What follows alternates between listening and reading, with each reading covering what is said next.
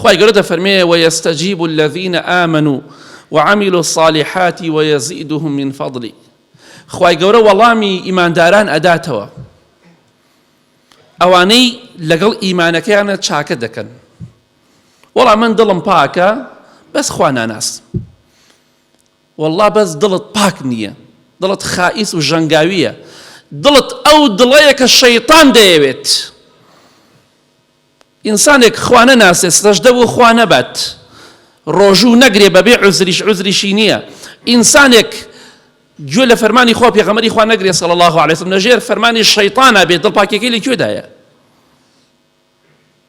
بۆیە خوا وەڵامی ئیمانداران ئەداتەوە، وەڵامی دوعاکانیان ئەداتەوە، وەڵامی داواکارەکانیان ئەداتەوە، وەفەزڵ و میهرەبانی خۆی زیاد ئەکا بەسەریانەدا. بەس بۆ مەرجەی ئێمە بەڕاستی لەگەڵ خوا دابین. جاری وایە داوای شتێک دەکەی خوا پێت نابەخشێ، شتێ باشتری پێبەخشی، تۆ نازانیت.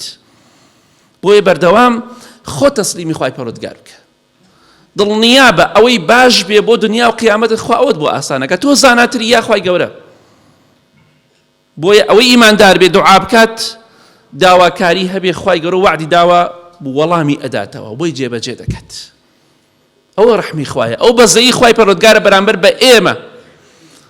خوا فەزڵی خۆی زیاد ئەکا بەسەرمانە، بەو مەرجەی شایستەی ئەو فەزڵی خوای پەروەردگار بین.